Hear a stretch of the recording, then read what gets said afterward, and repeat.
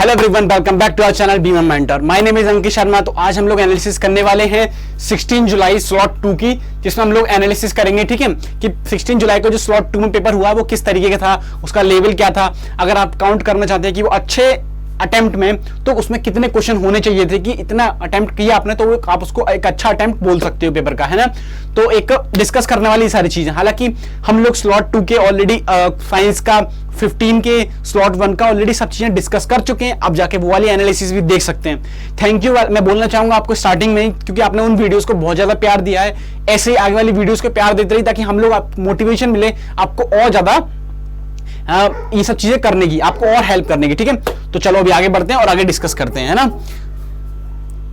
देखो, मैंने अभी डिस्कस करने से पहले मैं आपको एक बात बताना चाहता हूं कि देखो, मैंने स्टार्टिंग से बोलता आया हूं कि भाई एनसीईआरटी भगवान है, एनसीईआरटी की आप पूजा करो भाई, ऐसे कि भाई तुम एनसीईआरटी हो, तुम ही हमारी एकदम आगे तक लेके जाओगी, तुम ही हमें पास कराओगी, तुम ही हमें नंबर दिलवाओगी, तुम ही हमें एक कॉलेज दिलवाओगी बढ़िया।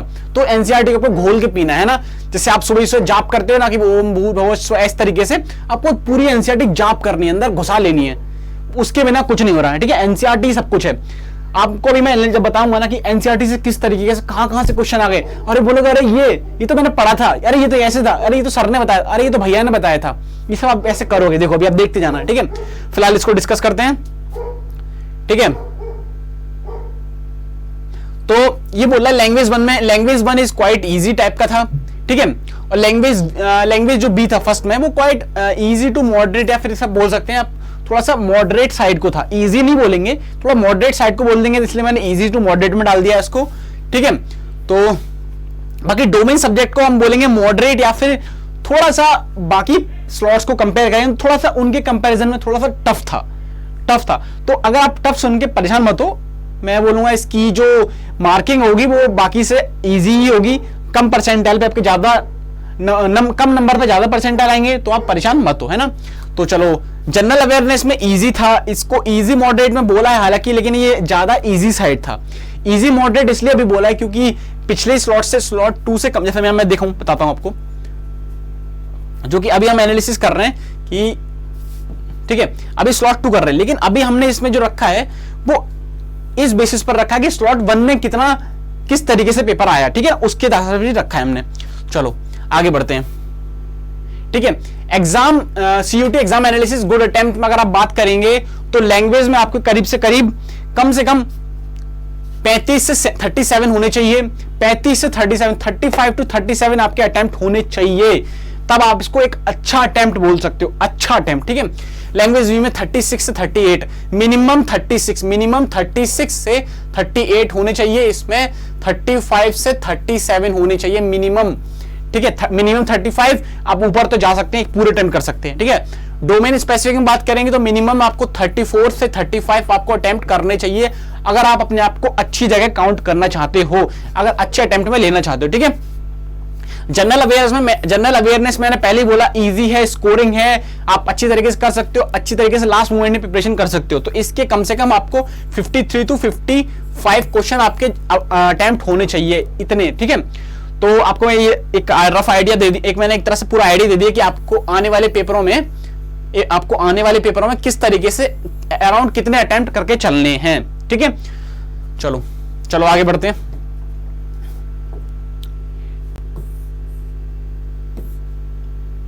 ठीक है। तो सीयूईटी एनालिसिस फॉर जैसे ये तो बता दिया कि कितने क्वेश्चंस आते हैं, है ना। इसमें 50, 50, 50, 75, लैंग्वेज 1 में 50 क्वेश्चन, लैंग्वेज 2 में 50 क्वेश्चन, डोमेन स्पेसिफिक में 50 क्वेश्चन, ठीक है, और 75 क्वेश्चन जनरल अवेयरनेस में, ठीक है। तो अभी आप बताऊं 75 में से आपको अच्छे काउंट में कम से कम 50, कम से कम ये बताया था ना 53 होने चाहिए। इन सब में 50 क्वेश्चनों में से 50 क्वेश्चन थे, इनमें 50, ठीक है। इसमें 35 यानी कि 35 इतने होने चाहिए, ठीक है। और इसमें थे 75, तो 75 में करीब से करीब 50 से 55 क्वेश्चन आपके मिनिमम अटेम्प्ट होने चाहिए, ठीक है। चलो आगे बढ़ते हैं। आई होप आपको ये सारा अच्छा लग रहा होगा, आपको चीजें ये हेल्प मिल रही होगी, इससे आने वाले पेपरों में आपको हेल्प होगी इससे। भाई क्या करना है, अपन को एनसीईआरटी से बने रहना है, बीमा मेंटर की बात माननी है, ठीक है। जो हम लोग बताएं आप उसको मानिए। जैसा कि मैंने पहले बोला, हम लोगों ने कुछ भी ऐसा आप देखेंगे अगर हमारी वीडियोस को चेक करेंगे तो ऑलमोस्ट सारा वही है जो हमने पढ़ाया है, जो आपको जनरल अवेयरनेस में पढ़ाया, जो मैथ्स में पढ़ाया, जो साइंस में पढ़ाया, सब ऑलमोस्ट वही क्वेश्चन आए इजी, क्योंकि हमें पता था भाई एनटीए जो पेपर बनाएगा वो एनसीईआरटी बेस्ड ही बनाएगा। तो एनसीईआरटी भाई भगवान, जय हो एनसीईआरटी की। ठीक है, चलो आगे बढ़ते हैं। अब बात करते हैं कि अब हम लोग एनालिसिस करेंगे इसमें आर्ट्स स्ट्रीम की। ठीक है, आर्ट स्ट्रीम की एनालिसिस करने वाले हैं अभी इसमें। तो कि आर्ट स्ट्रीम किस तरीके से, हालांकि मैंने एक अलग से मैंने यहाँ पे लिख रखा है कि क्वेश्चंस किस तरीके से थे, किस टॉपिक से, वो मैं अभी मैं यहाँ पे इसकी हेल्प लेने वाला हूं। ठीक है, तो अभी चलो डिस्कस करेंगे आर्ट स्ट्रीम्स। आर्ट स्ट्रीम, इसीलिए मुझे चौक थोड़ा ज्यादा पसंद है क्योंकि ये दिक्कत कर लेता है। ठीक है, तो अभी आर्ट स्ट्रीम करेंगे। ठीक है, चलो आर्ट स्ट्रीम देखो, क्वेश्चन अरेंज किस तरीके थे, क्रोनोलॉजिकल ऑर्डर में क्वेश्चन अरेंज करने को पूछा गया था, तो अरेंजमेंट टाइप के क्वेश्चंस थे। ठीक है, अरेंजमेंट टाइप के क्वेश्चंस थे। पैसेज पूछे गए थे, मैचिंग्स पूछा गया था, मैचिंग्स में आपको क्या पूछा है कि उसे क्रोनोलॉजिकल ऑर्डर में लगाओ, तो इस तरीके से मैचिंग आई थी। ठीक है, मॉडर्न हिस्ट्री की थी, लाइक गांधी मूवमेंट। ठीक है, इस तरीके के क्वेश्चंस पूछे गए थे। क्या अरेंजमेंट्स, पैसेज और मैचिंग्स आई थी क्रोनोलॉजिकल ऑर्डर में अरेंज करने के लिए, यानी कि मतलब आपको बताता हूं मैं कैसे। ठीक है, चलो आगे। और हाँ, क्या आया था और पूछा गया था कि ट्रैवलर्स अकाउंट्स पूछा गया था, भक्ति सूफी मूवमेंट सूफी मूवमेंट पूछा गया था, आदि ग्रंथ से सवाल थे। ठीक है, आदि ग्रंथ से भी सवाल थे। और देखिए जो सेवेंथ जो मैंने स्पेसिफाई किया है वो क्या है, सेवेंथ स्पेसिफाई किया है मैंने कि, ठीक है, तो वो क्या है कि स्टेटमेंट बेस्ड क्वेश्चन थे। स्टेटमेंट बेस्ड क्वेश्चन की सबसे खास बात होती है कि वो आपसे ये भी पूछ सकता है कि करेक्ट स्टेटमेंट बताओ कि नेगेटिव स्टेटमेंट बताओ, पर नेगेटिविटी हमको पसंद नहीं है अपने पेपर में, तो हम अपने इसमें जो पूछा गया था वो क्या पूछा था कि आपको करेक्ट स्टेटमेंट बताना है। अक्सर अगर बच्चे बताते हैं कि गलत स्टेटमेंट हो तो वहां पे कंफ्यूज हो जाते हैं। कई बार बच्चे क्या सही मार्क करके आ जाते हैं, उन्हें लगता है कि भाई हम सही करके आए, पर उसमें क्वेश्चन में पूछा हुआ था कि गलत बताओ, तो इसमें आपको ध्यान रखने वाली बात है। ठीक है, चलो ठीक है, तो ये वाला हमने 7 पॉइंट क्लियर कर लिया। अभी मैं इनकी डिस्कस करूंगा, हालांकि एक बार पॉइंट वाइज बता देता हूं क्या हड़प्पा से क्वेश्चन पूछा गया था। हड़प्पा से पूछा गया था कि हरियाणा में कौन सी साइट है। ठीक है, तो कौन सी साइट है, आप मुझे कमेंट बॉक्स में बताओ कि हरियाणा में कौन सी साइट है जो ठीक है, तो उसका साइट का नाम क्या है, बेनावली। ठीक है, BANAWALI, बेनावली साइट का नाम है जो हड़प्पा से लिंक है हरियाणा में। ठीक है, हरियाणा में स्टेट में जो मिली। ठीक है, दूसरा भाई एक बात ये देखो, इसको देखो आप, आर्कियोलॉजी से भाई साहब 10 क्वेश्चन पूछ लिए गए। आर्कियोलॉजी से 10 क्वेश्चन पूछने की बात मतलब ये एक बहुत ही ज्यादा वेटेज रखता है अपने आप में। ठीक है, तो मैंने ये पूरा अपने पास ऑलरेडी लिख रखा है कि आर्कियोलॉजी से 10 क्वेश्चन थे, बुद्धिज्म से करीब से 2 से 3 क्वेश्चन थे। ठीक है, बुद्धिज्म से 2 से 3 क्वेश्चन थे, बुद्धिज्म से 2 से 3 क्वेश्चन थे, मूवमेंट लेस क्वेश्चन। अच्छा, क्या था कि स्लॉट 1 में क्या था, मूवमेंट से काफी ज्यादा क्वेश्चन आए थे। जो मॉर्निंग वाला स्लॉट था उसमें काफी ज्यादा क्वेश्चंस थे, तो स्लॉट 2 में उन्होंने क्या किया, क्वेश्चन ही हटा दिए। ठीक है, स्लॉट 2 में ना क्वेश्चन ही कम कर दिए, मूवमेंट से क्वेश्चन ही नहीं दिए, मतलब ऑलमोस्ट बहुत कम था, एक आध दो, जितना हमें बच्चों ने बताया कि एक आध क्वेश्चन था। ठीक है, और कुछ तो बोल रहे नहीं था, कुछ बोल रहे एक आध था, तो ये बहुत थोड़ा सा कंट्रोवर्सी है इसमें कि पर फर्स्ट अटेम्प्ट जो स्लॉट 1 था उसमें काफी ज्यादा क्वेश्चंस थे मूवमेंट से। ठीक है, चलो आगे बढ़ते हैं।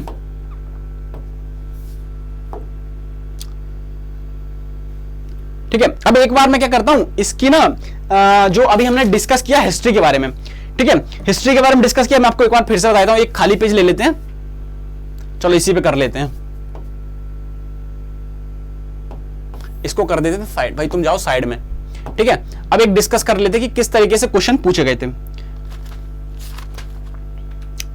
ठीक है, तो इंडिया से पूछे गए थे कि साइंस एंड सिंस जो इंडिया से जो पॉलिटिकल साइंस में जो क्वेश्चन पूछे गए थे इंडिया से, वो रेफरेंस लिया था एनसीईआरटी का, जैसे कि सिंस इंडिपेंडेंस। ठीक है, उससे काफी ज्यादा क्वेश्चंस पूछे गए थे। ठीक है। क्वेश्चंस क्या थे कि क्रोनोलॉजिकल ऑर्डर सेट करना था, कैसे कि एक टास्केन मूवमेंट दे दिया था, मैं बताता हूं आपको। ताशकंद मूवमेंट दे दिया था, एक फर्स्ट पे रख दिया ताशकंद मूवमेंट, सेकंड पे रख दिया बांग्लादेश वॉर, थर्ड पे रख दिया कि बांग्लादेश ने सार्क कब ज्वाइन किया। ठीक है, तो बांग्लादेश ने सार्क SAARC सार्क कब ज्वाइन किया, बांग्लादेश ने वॉर कब लड़ा, है ना, और ताशकंद एग्रीमेंट के। तो इनको ना क्रोनोलॉजिकल ऑर्डर में अरेंज करना था। क्रोनोलॉजिकल ऑर्डर का मतलब इनकी सन पता होना चाहिए कि कब हुए थे। ठीक है, तो आप उसको अरेंज कर दो। देखो जो बांग्लादेश वॉर हुआ था, और आप इसमें लॉजिकली सोच सकते हो कि अगर वॉर हुआ है तो उसके बाद ही सार्क को ज्वाइन किया उसने, क्योंकि वॉर से पहले क्या था ना कि वो पाकिस्तान, ईस्ट पाकिस्तान था। ठीक है, वो जो अभी का पाकिस्तान उसका पार्ट था, पर उससे टूटने के बाद ही सार्क में ज्वाइन हुआ। तो ऑब्वियसली बात है, वॉर पहले हुआ और सार्क, ये बांग्लादेश ने सार्क बाद में ज्वाइन किया। तो आप इसको ऐसे भी सोच सकते हो। ठीक है, तो ये हो गया। अब बात करते हैं क्या कि जो पैसेज, दो पैसेज आए थे, दो पैसेज। ठीक है, अब पैसेज को मैं स्पेसिफाई बताता हूं कि पैसेज आया कहां से था। ठीक है, तो पैसेज आया था इंडियन पॉलिटिक्स वाली जो बुक है एनसीईआरटी की, उसमें चैप्टर 9 है। चैप्टर 9 से आया था। बच्चों ने हमें प्रॉपर स्पेसिफाई कर बताया, हालांकि मैंने लिख रखा है बच्चों से बात करके फोन पे कि उन्होंने किस तरीके से कौन कौन से पैसेज आए थे। तो जैसा उन्होंने बताया, उस इंफॉर्मेशन हमने क्या किया कि वो ढूंढा उसको, तो वो क्या है, चैप्टर 9 से निकला। चैप्टर 9 से आया, जो कि लास्ट में जो दे रखे होते हैं ना पैसेज, वहां से ये क्वेश्चन आया। ठीक है, पॉलिटिकल फॉलआउट का। ठीक है, दूसरा पैसेज क्या था, वो कंटेम्परेरी वर्ड से था। उसमें पैसेज में क्या था, हेल्थ सिक्योरिटी से रिलेटेड पैसेज आया था कंटेम्परेरी वर्ड से। ठीक है, तो ये भी अपने आप में दो इंपॉर्टेंट पैसेज थे। मैंने पैसेज 1 था वो क्या था, इंडियन पॉलिटिक्स से था, चैप्टर 9 से। ठीक है, पॉलिटिकल फॉलआउट से। दूसरा था कंटेम्परेरी वर्ड से क्वेश्चन था, जिसमें क्या सिक्योरिटी की बात की गई थी, हेल्थ सिक्योरिटी से रिलेटेड था पैसेज। ठीक है, तो ये तो पैसेज की बात हो गई। दो पैसेज थे। पैसेज कितने थे, दो पैसेज थे। ठीक है, अब बात करते हैं कि हिस्ट्री की अगर हिस्ट्री, चलो इन सबको इरेज कर देते हैं। ये तो ज्योग्राफी डिस्कस कर ली हमने, अब हिस्ट्री की बात करते हैं। हिस्ट्री की बात करते हैं। तो हिस्ट्री में क्या था, हिस्ट्री में तो पैसेज आए थे, मैचिंग साइन थी, क्रोनोलॉजिकल ऑर्डर में अरेंज करने को आया था। ठीक है, और हाँ, ट्रेवलर अकाउंट से 4 क्वेश्चन थे। किससे, ट्रेवलर, TRA। ठीक है, ट्रेवलर अकाउंट से 4 क्वेश्चन थे। याद रखिए, ट्रेवलर अकाउंट से 4 क्वेश्चन थे। आपको पढ़ के जाना है कि ट्रेवलर भी इंपॉर्टेंट है। ठीक है, और स्लॉट 1 में जो स्लॉट मॉर्निंग वाला स्लॉट था, उसमें भक्ति मूवमेंट, सूफी मूवमेंट नहीं था, आदि ग्रंथ नहीं था। ठीक है, ये क्वेश्चंस, ये इस टॉपिक से क्वेश्चन नहीं थे, पर इस स्लॉट में ये क्वेश्चन रख दिए गए। तो ये भी पढ़ के जाना। अगर आप सोचे कि भाई, कुछ बच्चे सोच सकते हैं कि स्लॉट 1 में तो नहीं आई है तो इंपॉर्टेंट नहीं है, पर स्लॉट 2 में आ गए। देखो भाई, देखो स्लॉट 2 में आ गए, इंपॉर्टेंट है। तो क्या, भक्ति सूफी मूवमेंट। ठीक है, दूसरा था आदि मूवमेंट। भाई बहुत गर्मी है, बहुत मेहनत करनी पड़ती है इन सब चीजों के लिए। ठीक है, चलो ये बात हो गई अपनी और इसकी। ठीक है, अब बात करते हैं हड़प्पा से। हड़प्पा से क्वेश्चन ऑलरेडी डिस्कस हो गया। हड़प्पा से जो क्वेश्चन आया था कि हरियाणा में साइट बताओ कौन सी है, तो वो ये थी बेनावली। ठीक है, तो उसका भी मैंने आपसे आंसर पूछा, आपने बताया, बहुत बढ़िया बात है। बुद्धिज्म से ऑलरेडी डिस्कस कर चुका हूं, 2 से 3 क्वेश्चन थे। सॉरी, आर्कियोलॉजी से 10 क्वेश्चन थे, बहुत ज्यादा वेटेज रखा है इसने, 50। ठीक है, चलो अब उसके बाद क्या था कि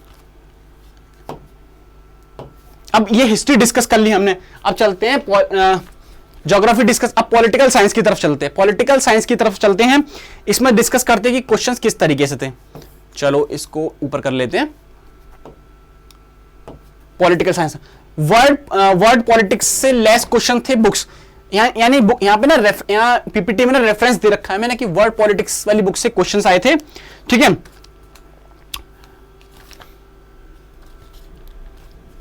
ठीक है, जो 2 सोर्स बुक थी वर्ड पॉलिटिक्स से और इंडिया के बारे में थी। तो इसका सोर्स था जो एनसीईआरटी बेस्ड, मतलब जो सारे क्वेश्चंस के सोर्स क्या है वो एनसीईआरटी, ये सबके। तो इतना परेशान होने की बात नहीं। मैंने हमेशा बोला एनसीईआरटी की पूजा करो भाई, एनसीईआरटी सब कुछ है। ठीक है, और ठीक है, हर बार मैंने बोला कि जो 8 स्ट्रीम के पेपर में बहुत ज्यादा क्रोनोलॉजिकल ऑर्डर में अरेंज करने को क्वेश्चन आए थे। कि क्वेश्चन क्या थे, क्वेश्चन हो सकता है कि आपको बोला गया था कि जरूरी नहीं है वो सही हो, पर बोला गया था ऑर्डर का अरेंज करो कि पाकिस्तान ने नाटो कब ज्वाइन किया, बांग्लादेश वॉर कब हुआ, बांग्लादेश ने शार्क कब ज्वाइन किया। तो ये इस टाइप के क्वेश्चंस थे। हालांकि मैंने आपको डिस्कस करके बता दिया, पर मैंने फिर से इसको डिस्कस कर दिया।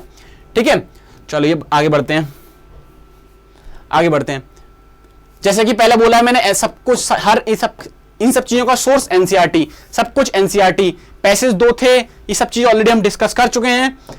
ठीक है, चलो आगे बढ़ते हैं।